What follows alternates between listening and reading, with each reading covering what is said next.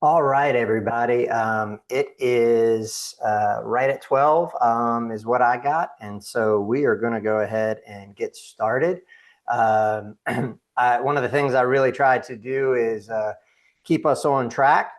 So welcome. We have a lot of people coming on. We have a lot more people that will hop on over the next few minutes, but we're going to go ahead and just go ahead and get started. So my name is Jason Kojak. I recognize a lot of names on here. And today we're going to go over the thrilling topic about homeowners insurance and some essential things. So on our call today, we have a variety of people. We have some past clients. Great to see some familiar names. We have some people that are looking that are possible clients, and we have some brokers. And so we've got a nice variety of people on here. And really what I want to do is kind of take probably about a half hour and really try to give you some valuable content. I will, a lot of times people ask if I will email out the videos. Yep, I will. We usually put these videos on our YouTube channel, and then from there we pass it out. So if it's not immediately today or tomorrow, just hang tight. I will ensure that everybody gets a video, and then you'll have a copy of the slides as well. And I'm always happy to answer any questions you might have. So let's dive right in. So I'm looking at this pretty much from a purely residential today, okay? So there's four main types of insurance that most people will encounter inside of a residential transaction. So one is our homeowners insurance. If you already own a house, you already know what that is. It covers your house and your contents. But there are a lot of things that maybe don't get covered. And we call those exclusions. And we're going to talk about some of that today. In the past year or two, we have seen a massive expansion of exclusions inside of homeowners insurance policies. The problem with that is that we don't know about those things until sometimes we're already under contract on a property. And so we'll elaborate a little bit on that as we go through this today. One is rent. The other one is renter's insurance. If you've ever been a tenant or you're currently a renter, you probably have renter's insurance. You know, the only real difference between renter's insurance and a homeowner's insurance is that renter's insurance is just covering your contents and not the property around your contents. And so that's usually the only typical difference. Renter's insurance is way more affordable, as you can imagine, because it's not covering the house or anything like that. We have landlord insurance for some of the past clients I see on here that I also know we've helped buy investment properties. You know, we have landlord insurance policies. It's kind of the mix of homeowners and renters insurance. It doesn't cover the contents, but it does cover the house. And so typically in any sort of transaction that we have, one or multiple of these policies is going to come into play. And I'm going to try to shed some light on this today to help you, give you some tips. And if you're not looking to buy or sell, that's fine. Hopefully these tips will just help you with your own current policy. The fourth policy is flood insurance. Flood insurance is a really interesting beast in and of its own. We're going to talk some about flood insurance today, but there are different types of flood insurance. Most people are comfortable with flood insurance when it's mandated. I'm near the beach or something like that. I can see a river outside, something in that manner, and we have flood insurance. But there are some opportunities that you may want to explore different types of flood insurance, even if your home isn't necessarily in a flood zone. All you got to do is turn on the news in the past year or two, and you see example after example after example where a property was not necessarily in the FEMA flood zone, yet we have flooding. And so we're going to talk a little bit about that as well as we work through this. The first thing I want to talk about is just kind of deductible and premiums and how they impact. Again, for some of you, this slide or two, you might totally know what this is. Hang with me. I want to make sure that anybody that isn't here feels comfortable with all this. And as I go through, if you have anything to add to the chat box, if my voice goes out, you can't hear me, please make sure somebody lets me know, or else I'm just going to keep rambling to nobody. So deductible, deductible is basically that first amount of money that we're responsible for when we make a claim before the insurance coverage pops in. So let's say, for instance, I have a roof that is going to be replaced due to storm damage, and I have a $2,500 deductible, and the roof is going to cost $15,000. Real simple world. Out of that $15,000, I'm going to pay the first $2,500, which means that the insurance company is going to look at the balance being $12,500. Does not necessarily mean you'll get $12,500. Insurance companies like to depreciate the current asset, the current roof. But that's the way a deductible works. How does that impact our premiums? Well, the lower deductible you have, the more likely it is that you're going to make a claim. And so they are directly related. So sometimes you might see your premiums year after year after year increase. You call your insurance broker and you say, gosh, how can I bring these things down? And they say, well, the only real way is to increase your deductible. Because when you increase that deductible to $5,000 or $7,500 or $10,000, the insurance company just knows the odds of you making a claim are going to be really small. And if you are making a claim, it's going to be something that they should step in. You know, if you have a $10,000 deductible, the odds of you making a claim for your roof is very slim. You're going to need a really big, unfortunate catastrophe. Typically, you're going to need a pipe that broke while you were out of town on the weekend and flooded your house and your whole kitchen and hardwoods and mold and all this stuff. You're going to need a fire. You're going to need something like that. So one thing that I do it on some of my rental properties, is I will slowly increase my deductible based on the risk I feel is with that property. None of us can forecast what's going to happen in the future, but it is a way to keep your premiums in check by lowering that risk. I have a little note on here that's filing even a small claim can raise your premiums or your risk policy. So sometimes even if I have something that's over my deductible, I may not still involve the insurance company. Insurance companies are going to view this a few different ways, and we'll talk about this as we go through this. But insurance companies are going to say, not only how much are we paying out for a claim, but how often does that person make a claim? Are they the person that is more likely to make a claim, and therefore we're more at risk, and those type of things? So you want to be smart about how you make a claim, what you make a claim for, and having a good insurance broker who you can have a conversation with that maybe isn't on the record is always really, really helpful. When we look at claims and we look at premiums, one of the things we want to understand, and this is advice I give to clients, is let's understand the age of some of the systems, some of the roof. How is the topography of the yard? Is it more likely when it rains that I'm catching all the rain from my neighbors behind me in the left and the right? Or am I kind of at the top of the mound and I'm less likely to have flooding or have those type of issues? You know, how close am I to a fire hydrant? Do I have an alarm system? You know, is my property, just by the nature of it, a little bit more risky than maybe a different property that I'm evaluating? And so these are conversations that you should be having with your real estate broker, not only on the buy side, of course, but I have these conversations with my sellers. You know, as somebody that lists a house, I have to make sure I'm protecting the next buyer from their deal falling apart after we're under contract. And so I want to try to eliminate some of these things for my seller, just so when we have a buyer walk in, we're less likely to have those issues.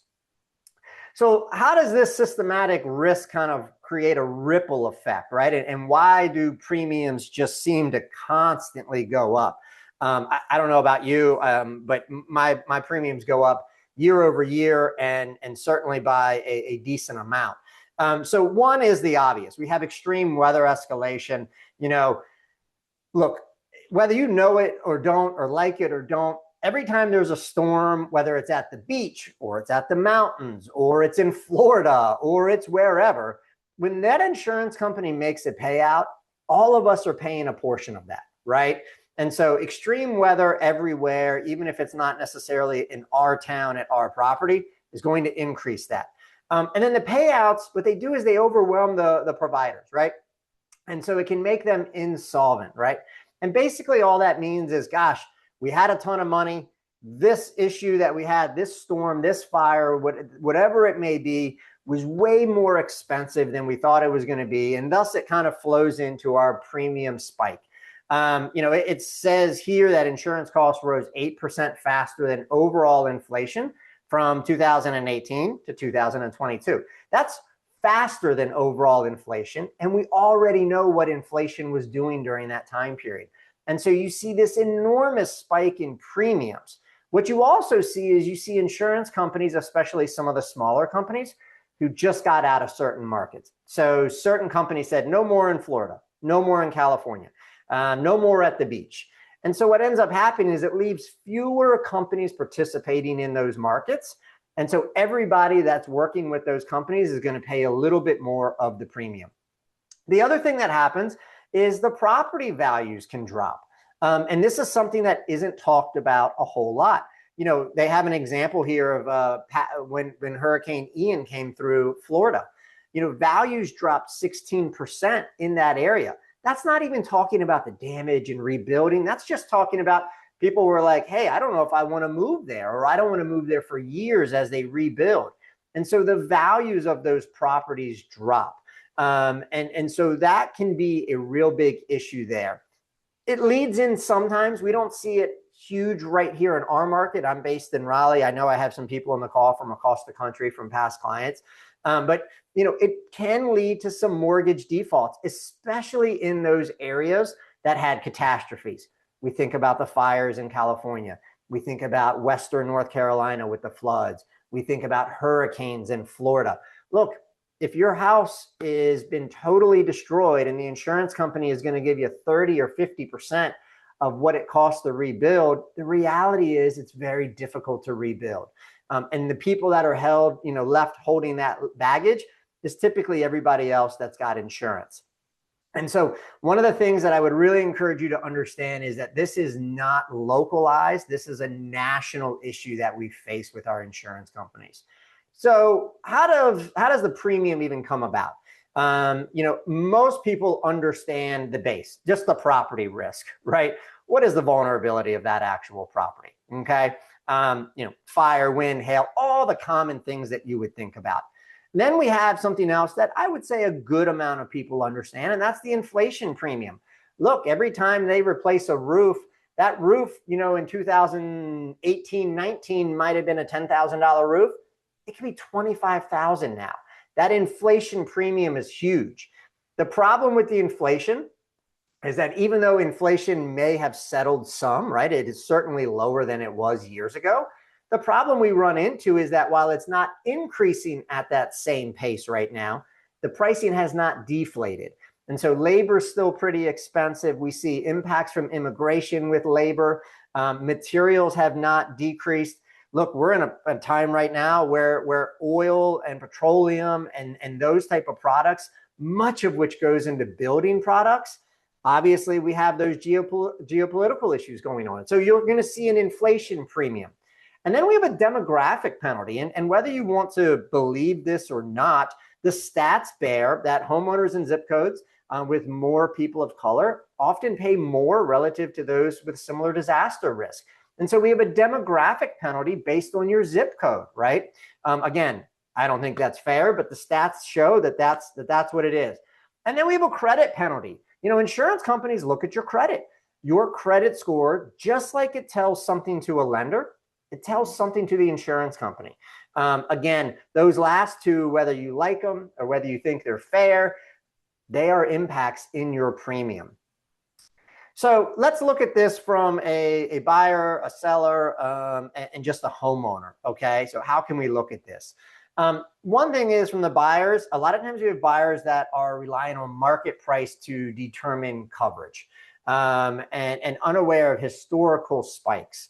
So you might be moving from one $300,000 house to another $300,000 house, and you might be saying, well, my premium on my current house is X, so it must be X on my new house because the prices are the same. And you're totally eliminating all those other risks that factor into that. Another big thing we're seeing is uninsurability derailing the mortgage approval, right? And we're going to talk a little bit about that here shortly. But you know, we have a lot of those exclusions that we talked about, and that can cause uninsurability. Past claims, things that you may have never been aware of. In the past couple of years, I have had more sellers than I would like who opened an insurance claim at some time, maybe did the work, and never called the insurance company to have them come back out and say, oh yeah, all of the work is done. Great, we can close this claim. And so what we have are these open claims. And the insurance companies report that to a generic database that all insurance companies share. And so a buyer goes and looks at that property, makes an offer.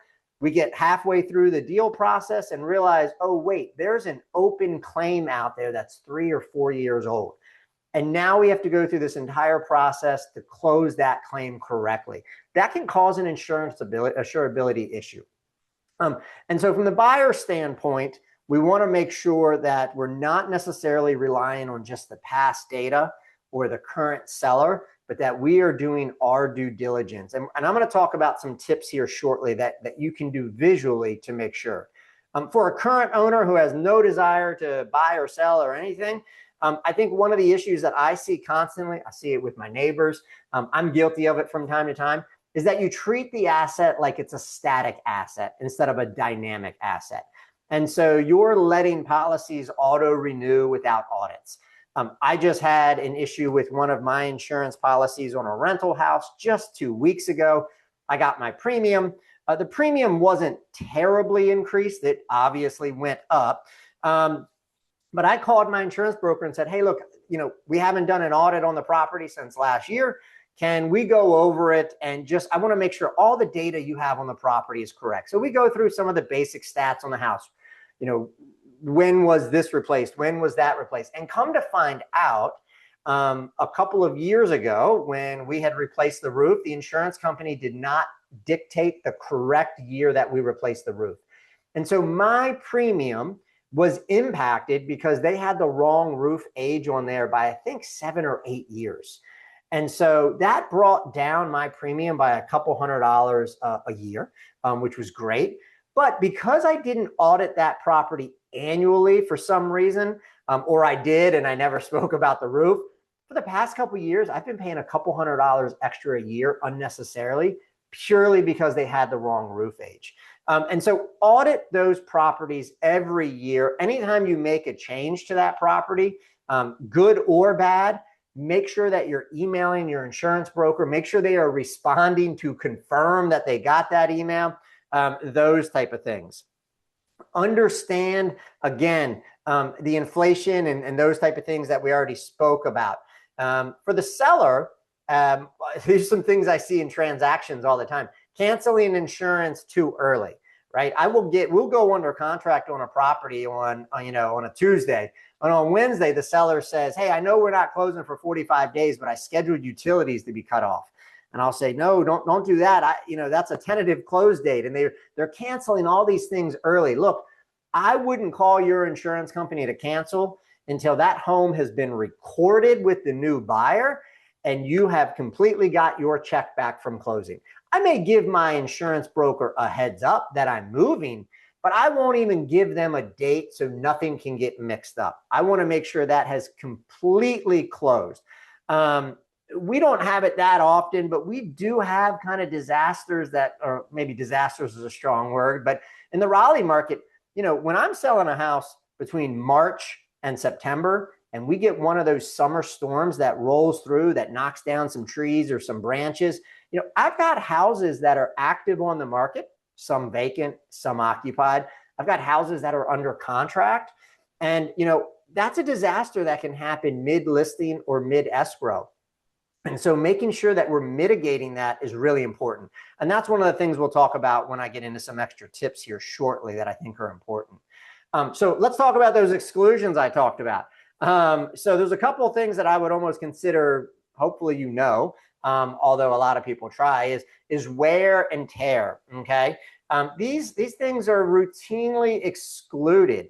Look, if I don't clean my gutters and water backs up and rots my fascia board, and we have a storm and a branch hits that gutter, and normally nothing would have happened but maybe dent the gutter, but now it rips off the whole fascia board because it's been rotting, and I have a couple $1,000s worth of fix, I can call my insurance company. But as soon as that insurance adjuster comes out and sees rotted wood or rusted nails sticking out of the eaves, that's an immediate denial of the claim.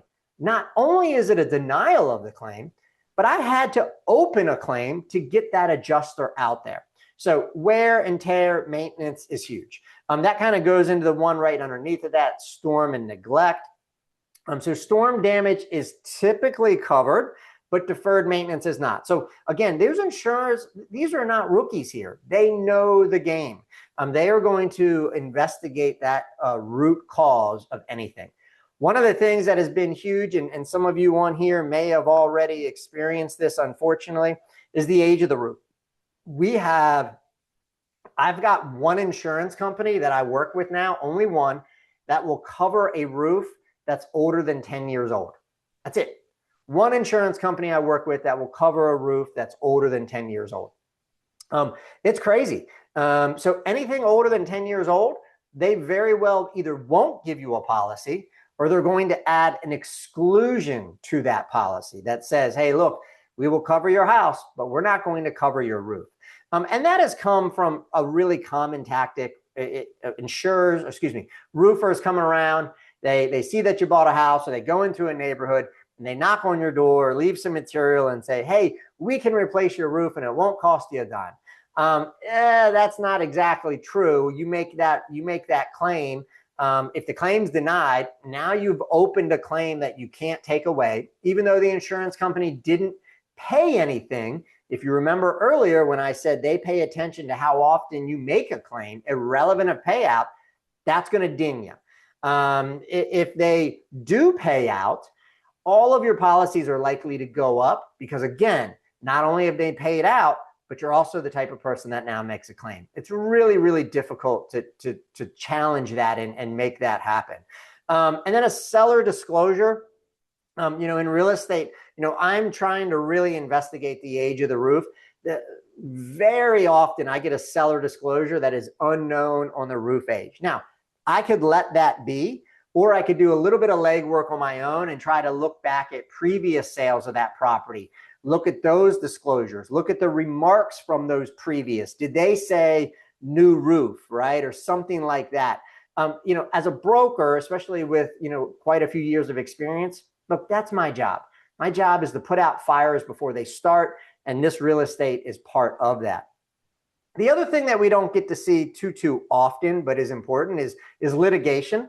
It's one of those things that we don't talk about too often in the insurance world, but it's really important. One is, do I sue the insurance company for denied claims or delayed underpayment? I may not. There's a ton of people out there that are suing insurance companies. So therefore, again, my premium is going to go up to help cover all of those other people and the lawsuits that the insurance company may have. The other thing is just liability lawsuit. What if I have a roofer that falls off my roof? I have my gutters cleaned on my house. I want to make sure my gutter cleaner has insurance. And so there's little things like that even though I may have coverage, doesn't mean that if I make a claim, I'm not going to get hit really hard. And so understanding your liability outside of just your asset is really important. Most people, when they talk to insurance brokers, they give them a whole bunch of stats about their house. They find out what's going to be covered, what's excluded, etc. And then they never talk about liability. What if the mailman falls off my stairs? What if my cousin's in town and his dog is staying at our house and bites the mailman? Or all of these other things. Look, we live in a heavy litigation world. And so it's really important to know what your coverage is. Personal property, I'm not going to spend a whole lot of time on here. Make sure, though, if you have specific personal property, I see people all the time, they may have really nice jewelry. They might have nice artwork.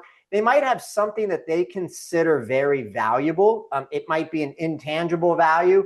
This is an heirloom from my grandmother, right? But maybe the actual heirloom itself doesn't have a lot of open market value. But to me, it has a lot of value. And so I want to make sure I have some sort of coverage for that because it's really hard to duplicate. Or it might be a high-end type of item. Like I said, jewelry and artwork has a tendency to be those type of things. But don't just assume that because it's inside of your house and you have coverage, that is going to protect you, okay? Most people have what we call a rider for a specific item, which helps increase that personal property. All right, so what are some things that you can actually do? The biggest thing is trees near your home. I love trees, right? I love going to the park, all of that. I hate trees near my house. That's just the reality of it. In 25 years of selling real estate and investing in real estate, I've had enough trees that have fallen near, on, or clipped a house that when I go and buy a house or I'm at my personal house, look, if it even remotely looks like it could touch my house, it's not necessarily getting cut down, but it is getting trimmed back dramatically. The trees with the wind and the storms nowadays, look, it's a real reality. When I go to a seller's house and I do a listing appointment, when I'm pulling in the driveway, before I even knock on the door, I'm doing this. I'm kind of looking around. Part of my advice, and any broker you're working with should say, hey, look, before we put a sign in the yard here, you should have these things trimmed back, irrelevant of the cosmetic view. Does it look nice? Does it, or whatever? It's going to cause an issue for the buyer's insurance. And buyers have a tendency to put insurance later in the due diligence process. And so as a seller, you might have already packed up the moving truck. You may have already bought your new house or gone under contract or done all these things. And then come to find out, we get a call from the buyer's agent. Hey, we're having a problem with homeowners insurance. Look, we could have been proactive and eliminated most of this had you just hopped on this webinar, right? Roof age, we talked about that. Here's another one that people miss quite a bit is ground slope and flood risk. Again, I think we all can feel comfortable now that just because my home isn't technically in a flood zone, that it doesn't mean it can't flood. So one of the things that I'm looking at both for the listing side and the buyer side, and you should do this for your primary residence, is what is the slope of the ground, the topography around me? Is water flowing towards my house? Is it flowing away from my house? What can I do to mitigate that? My insurance broker, he is a big proponent of landscape. He says, Jason, if you want to prevent flooding, or not prevent it, if you want to help the odds and reduce the odds, he said, landscape, landscape, landscape. High mulch beds, maybe some hardscaping, some trees, some shrubs, things that give a little bit of a barrier but cosmetically look nice. He said, you could spend a couple $1,000s one time in a bunch of landscaping, and then maybe a couple $100s a year to maintain it so it cosmetically looks nice, and make a big difference to the slope and how water flows. Where do your gutters unload, right? Where do your neighbors' gutters unload? Where do your neighbors' trees lean? Those are really big things. And then, hey, we got to hop in the crawl space. We got to hop in a basement. If I have, in North Carolina, we don't have a ton of basements. We have a propensity to have crawl spaces and slabs. So one of the things I'm looking at on any client's house, buyer or sellers, I'm tucking my head in the crawl space for several reasons. But for the purposes of this webinar, I want to know, is that HVAC kind of lying on the ground? Is there a dehumidifier? Is there an outlet drain? What is going to possibly cause an issue for my buyers or the next buyer that walks in, which will ultimately be a problem for my seller? I have a builder that I work with quite a bit. He does some higher end custom homes. And what we've been seeing now is a lot of our custom builders are now putting both HVACs up in the attic and leaving nothing in the crawl space. They are designing chases inside the house to bring ductwork down, simply because they understand from an insurance and liability issue, if water gets in your crawl space, that's one thing. If water gets in your crawl space and ruins a $15,000 HVAC, you've now gone from, hey, maybe I throw a sump pump and a dehumidifier down there for a day or two and I'm back in action, to, oh, now I have to make an insurance claim because my HVAC was sitting too low or my hot water heater was sitting too low. And so again, while most of those utilities do live in the crawl space for just ease and efficiency, just make sure you understand that. And if you have all of those things under there and you're in an area where you have slope or you have water that gets in your crawl space, you might choose to say, you know what, gosh, doing a couple $1,000s outside of landscaping and redirecting gutters and slope is way more affordable than replacing an HVAC unnecessarily. What about safety risks? Okay. House alarms, proximity to fire hydrants, types of electrical wire and panels. Do you have gas appliances? All of these things can impact your premiums. Now, some things you're going to do nothing about. Look, if I have a gas HVAC, I've got a gas HVAC. That's it. If I have a house that was built in the early 70s, I might have aluminum wiring. Okay, I'm not going to do a whole lot about that. But as a buyer, you better understand that as you're writing an offer on a property or calling your insurance broker to make sure that some of those things, the electrical wiring, gas appliances, some of those things don't have any kind of oddball exclusions due to the risk. While you're having that conversation, you should say, hey, what can I do to lower my premium? Some insurance companies say, hey, look, if you have a house alarm and it's actively monitored, we're going to reduce, $50 a year. Or, if you're close to a fire hydrant, we're going to reduce $100 a year. Or, gosh, if you're on a well and the fire department has to bring in a tanker, that takes time during a fire. That increases the risk that more damage occurs, right? These are all things that a lot of times we don't necessarily think about, nor do we want to think about, but they're real things. House age. I had a great conversation with my insurance broker when I was talking about that roof that I previously mentioned. And I said, look, what can I do here? And he said, well, some of your houses, we were talking about rental properties. He said, some of your houses are 20 to 25 years old. And I said, yeah, but I said, I have some houses that are 40 and 50 years old, and those premiums are lower. And he said, exactly. He said, the insurance company thinks that around 20 to 25 years of the age of the home, you're going to have roofs, HVACs, you're going to have some of these things that are really old. And if you have an issue, the insurance company is going to be on the hook. However, if you have a house that's 35 or 40 years old, they think you've already replaced those items. And therefore, they actually give you a lower premium just by the age of the property, even though it's older. It took me a little while to wrap my mind around that concept, but it does make some sense. We talked about landscaping. We talked about some maintenance. I have some things on there: cleaning of gutters, loose roof shingles, dangerous deck boards, popped concrete, a trip hazard. We've all seen that. Rotten stair stringers, things that you might not consider an insurance issue, but could become a liability issue inside of your insurance if somebody were to get hurt or you have a storm that was exacerbated some of these repairs. So we talked about some of these things from a seller side, but open claims, right? So if you're a buyer or a seller, if you're a buyer, you want to do some research or have your insurance broker do some research, make sure there's no open claims. If you're a potential seller or hell, even a regular homeowner, make sure you don't have any open claims. Even if you think they've been closed, make sure they've been closed. Claims for $0. That's that, hey, I called my insurance broker. I had a storm. I think you should come cover this roof and the gutter that ripped off. They come out, they deny the claim for whatever reason. So you close the claim, but guess what? There is a claim for $0. They call it a claim for zero payout on your file. That sticks with it forever. Sticks with it forever. And even though the insurance company didn't pay a dime, you are now tagged as a person that may make a claim.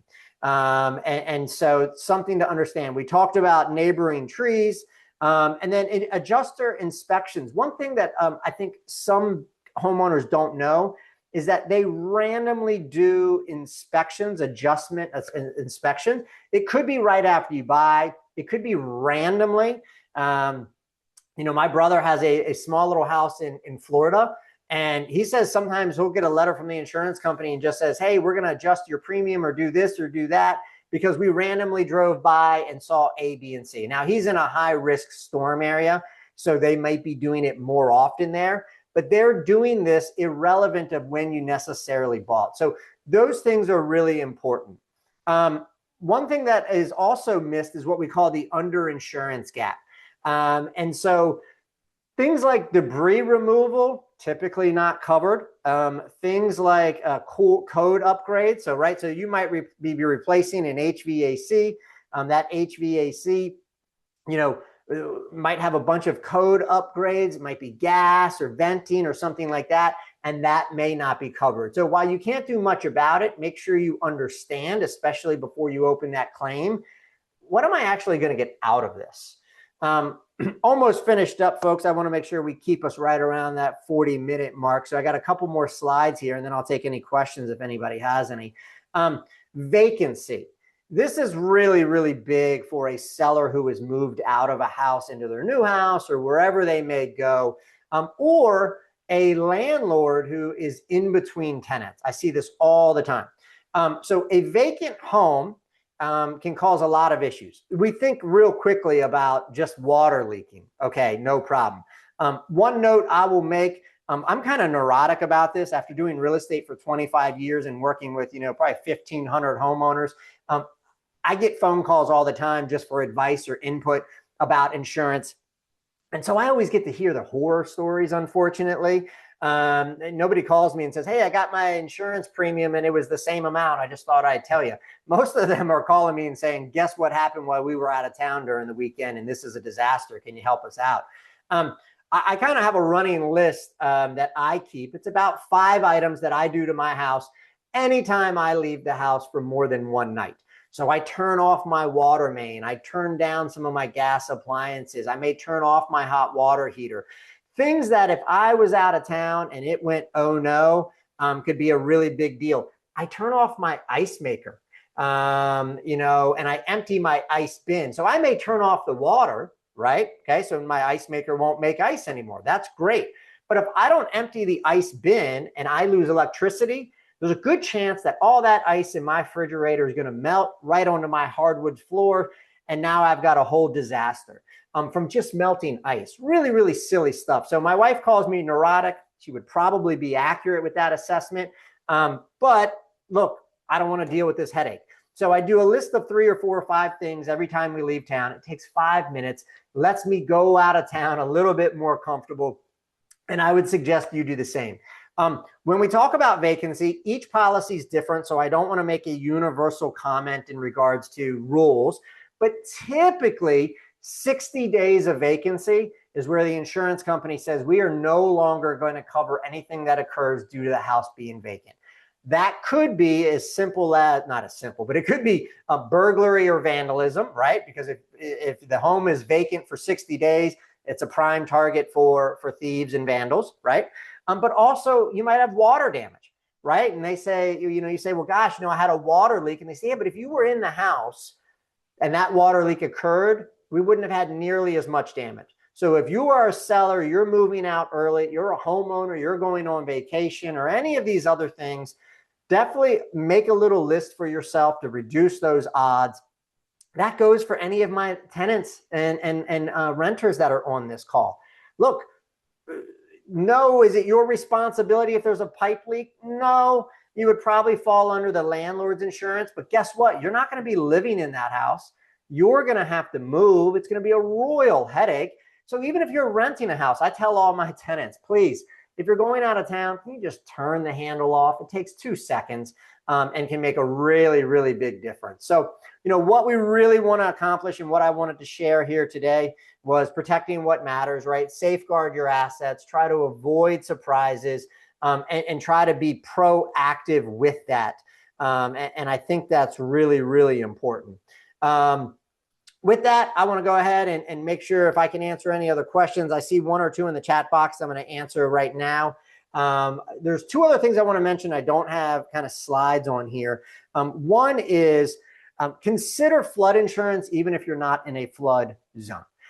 Not all insurance companies will do this. I happen to be with Erie. I'm not telling you Erie's good, bad, whatever. I happen to be with Erie. They have a supplemental insurance policy for flood that I can add irrelevant of me not being in a flood zone. I don't have it on every property. I have it on the properties where the topography says if we had an issue, this house may flood more likely than this house. I have it on my rental property that has a basement. It just naturally catches water, right? So it's a couple $100. It's not intensive coverage, but it gives me a little bit more protection there. The other thing we didn't talk about, because it gets a little bit more personal liability, is I would suggest everybody on here has an umbrella policy. A personal umbrella policy is probably some of the best money you can ever spend. Have that conversation with your broker. Now, a couple questions here on the chat box I'm going to go over. So if you have any questions, hop in there. One is, will excessive automobile claims factor into residential policy premiums? It is my understanding that any claim that is covered underneath of the umbrella that insurance company is covering will and can impact everything. So if I have Erie insurance and I've got car insurance and I've got home insurance and I have a claim on my auto insurance, my understanding is that it could impact. Now, the question is to what degree? And I've asked several insurance brokers this question. Nobody knows the algorithm, right? They just know that when you make a claim and they especially pay out, everything that they're holding under your name is going to probably go up. I wish I could give you more clarity on the correlation, like, hey, there's a 10% impact or a 20% impact. I have never been able to get clarity on the algorithm there.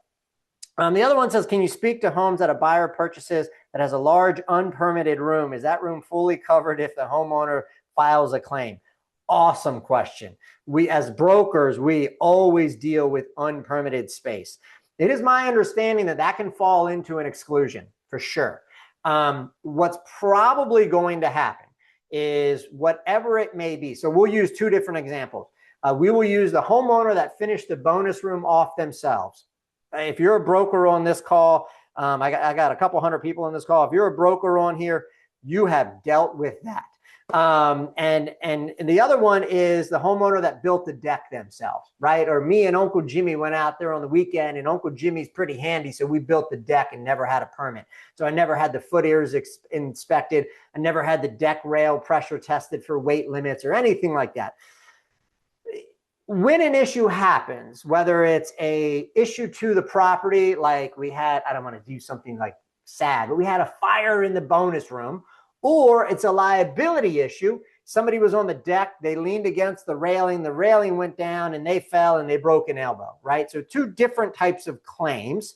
One is just a property claim. We had a small fire in the bonus room. The other is a liability claim. You know, Uncle Jimmy fell off his own deck, broke his arm. He's now suing me. An adjuster is going to look at that for sure.